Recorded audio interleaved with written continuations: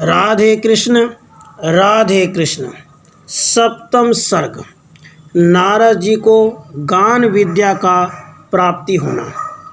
फिर गान बंधु नारद जी से कहने लगा, यह किन्नर विद्याधर अप्सराओं के समूह गान आचार्य मेरे पास शिक्षा के निमित्त आते हैं।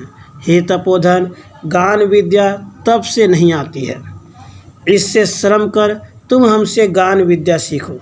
तब मुनिराज प्रणाम कर जैसे गान करने लगे, हे मुनिश्रेष्ठ वह सुनो। वासुदेव को नमस्कार कर नारद जी उल्लू के वचन मान शिक्षा क्रम में संयुक्त गान सीखने लगे। तब गान बंधु ने कहा, नारद जी अब लाज त्याग देनी चाहिए। सत्री संगम, गीत, छीक, अनुवाख्यान, धान्य का व्यवहार, धन के व्यवहार में, आय और व्यय में कभी लज्जा नहीं करनी चाहिए। कुंठित, गूढ़, अत्यंत ढके स्थान में हाथ फैलाकर, सकोड़कर, बहुत मुख फैलाकर, जीवा मिचकर कभी गाना नहीं चाहिए। केवल अपने अंग को देखते हुए ऊपर को भुजा उठाकर व केवल ऊपर की दृष्टि देकर हंसते हुए डर में, भूख में, कंपा, शोक, दूसरे की याद में, प्यासे में, इस प्रसंगों में गान करना उचित नहीं है। एक हाथ से ताल देकर गान करना उचित नहीं है। भूखे, प्यासे, घबराए हुए को किसी प्रकार से गान योग्य कर्तव्य नहीं है। इसी प्रकार अंधकार में भी नहीं गावे। हे महामुनि, इस प्रकार से योग्य अयोग्य कर्तव्य विचारे। जब इस प्रकार से कहा तब दिव्य सहस्र वर्ष तक नारद जी गीत सीखते रहे। तब गीत की प्रस्तावना आदि की पारगामी हुए, वीणा के सब स्वरों के ज्ञान हुए। 46,000 स्वर भेदों को नारद जी ने भले प्रकार से जान लिया। गंधर्व और किन्नरों के समूह मुनि के संग में परम प्रीति को प्राप्त हुए। तब गान बंधु से नारद जी ने कहा, अब मैं तुमको प्राप्त हो उत्तम गान योग को प्राप्त हुआ। तुम संपन्न और गीत विशारद हो। हे उल्लुकराज, अब मैं तुम्हारा क्या प्रिय करूं? तब गान बंधु ने नारद जी से कहा, हे भगवान, ब्रह्मा के एक दिन में 14 मनु बीत जाते हैं। उस समय त्रिलोकी नष्ट हो जाएगी, तब तक मेरा उत्तम यश बना रहे। हे मुनिश्रेष्ठ, मन से ही मुझको चतुरता की प्राप्ति हो जाए। देवर्षि ने उल्लुक से कहा, जो तुम्हारी इच्छा है वह सब हो जाएगा। एक कल बीत जाने पर तू गरुड़ होगा। वो नारायण के गुण गान करने के कारण उनकी सायुज्यता को प्राप्त होगा। हे महाप्राज्ञ, आपका मंगल हो। मैं जाता हूँ, तुम प्रसन्न रहो। यह कह नारद जी तुम्बुरु के जीतने को गए। तब तुम्बुरु के घर के निकट विकृत आकार वाले हाथ, जंघा, पैर कटे, नासिका, वक्षस्थल कटे, छीन सिर, कोई अंगुली से छीन, कोई भिन्न कलेवर, ऐसी हजारों स्त्रियों को नारद जी ने देखकर उनसे पूछा, तुम्हारे अंग किसने नष्ट कर दिए? यह सुन उन्होंने नारद जी से कहा, आपने हमारी यह दशा की है। हम राग रागिनी हैं। जिस समय आप भिन्न संधान से गान करते हो तभी हमारी यह दशा हो जाती है। फिर जब तुम्बुरु गान करते हैं तब यह हमारे छिन्न भिन्न शरीर तुम्बुरु गंधर्व द्वारा जीवित होते हैं और हे नारद, तुम मारते हो। यह देखकर नारद जी बड़े आश्चर्य को प्राप्त हुए और अपने आप को धिक्कार देकर श्री कृष्ण जी के पास गए। तब श्वेत द्वीप में भगवान ने नारद जी से कहा, गान बंधु से गान सीखकर गान विद्या के पारगामी नहीं हुए हो।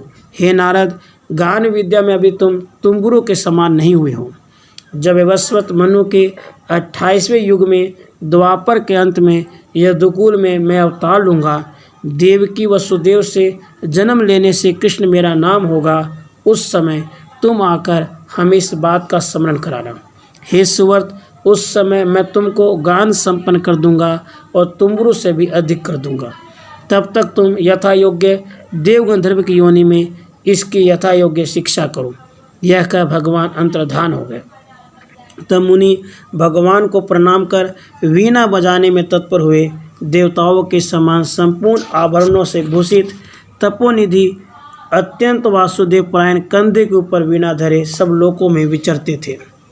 वरुण, यम, अग्नि, इंद्र, कुबेर, वायु, शान दिशा में यह धर्मात्मा संदेह को प्राप्त हो वीणा बजाकर नारायण के गुणानुवाद गाते यक्ष और गंधर्व अप्सरों से पूजित होने लगे।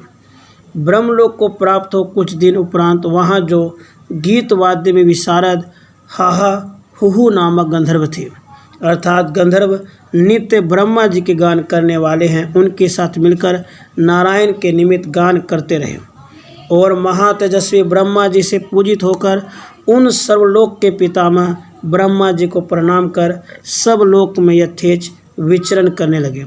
बहुत काल के बाद तुम्बुरु के घर में प्राप्त हो, अन्यों से अलक्षित हो, वीणा लेकर और जहाँ तहाँ मुनि ने बहुत शिक्षा दी। बहुत समय बीतने पर जगत प्रभु विष्णु का अवतार हुआ। देवकी में वसुदेव के घर जगतपति अवतार लेते हुए 7 स्वर और उनकी अंगनाओं के देखने को यह गान विद्या में विशारद रेवतक पर्वत पर श्री कृष्ण को प्रणाम करने गए और उस श्वेत द्वीप की वार्ता को श्रवण कराया कि नारायण रूप से आपने गान योग की वार्ता कही थी। यह सुन श्री कृष्ण ने हंसकर जामवंती से कहा, हे बद्रे, यथा योग्य इन मुनि श्रेष्ठ को शिक्षा दो, वीणा गान का योग सिखाओ। जामवंती ने स्वीकार कर हंसते हंसते यथा योग्य नारद जी को शिक्षा देनी आरंभ की। फिर संवत्सर पूर्ण हो जाने पर केशव ने नारद जी से कहा, अब सत्य के समीप जाकर सीखो। बहुत अच्छा, यह कह मुनि सत्य को प्रणाम करने को गए। उसने 1 वर्ष तक नारद जी को शिक्षा दी। फिर श्री कृष्ण की आज्ञा से नारद जी रुक्मणी के भवन में गए। वहाँ बहुत सी श्रेष्ठ दासी विद्यमान थी। जब वह गाना सिखाने लगी तो नारद जी, उनको स्वर का ज्ञान भी तो नहीं था, तब बड़े परिश्रम से 2 वर्ष तक सिखाती रही और रुक्मणी के सिखाए नारद जी गाने लगे, परंतु देवागनाओं के तंत्र योग को प्राप्त न हुए। तब श्री कृष्ण भगवान स्वयं ही महामुनि को बुलाकर वह अविनाशी गान योग सिखाने लगे। तब कृष्ण के गाना सिखाने पर सुरांगना आकर प्राप्त हुई और नारद जी के चित्त में ब्रह्मानंद की प्राप्ति हुई। तब नारद जी के द्वेष आदि दोष सब अस्त हो गए और तुम्बुरु के प्रति जो ईर्ष्या थी वह भी जाती रही। तब नारायण को प्रणाम कर देवर से नृत्य करने लगे और श्री कृष्ण जी ने कहा, नारद, अब तुम सर्वज्ञ हुए, मेरे निकट प्राचीन ज्ञान योग से गाओ। यह मैंने आपसे अपनी लोक की प्राप्ति कही है। नित्य आप तुम्बुरु के साथ गान करिए। यह सुनकर मुनि त्रिलोकी में संचरण करने लगे और रुद्र भवन के गायक का पूजन कर इस नारायण की आज्ञा से वह शंकर के स्थान में गान को गए। रुक्मणी, सत्या, जामवंती और श्री कृष्ण जी के साथ में महामुनि गान करने लगे। यह आपसे गीत का वर्णन किया। ब्राह्मण वासुदेव नाम को रात दिन गान करता हुआ हरि का गान करने से सायुज्य और सब यज्ञों का फल प्राप्त होता है। दूसरे की कृति गान करने से नरक होता है। मन वचन कर्म से वासुदेव प्रायण हो गाना श्रवण करने से उस पद की प्राप्ति होती है। इस कारण वह प्रियवद और श्रेष्ठ है। आपसे यह पूर्व जानकी जन्म का कारण कहा। यह कर्ण सुखद अति गुह्य है। आपके स्नेह से वर्णन किया है। पाप का नाश करने वाला, कल्याण देने में एक ही चतुर, वैराग्यों की सुखदायक और सब देवताओं को आनंद देने वाला है। राधे कृष्ण, राधे कृष्ण।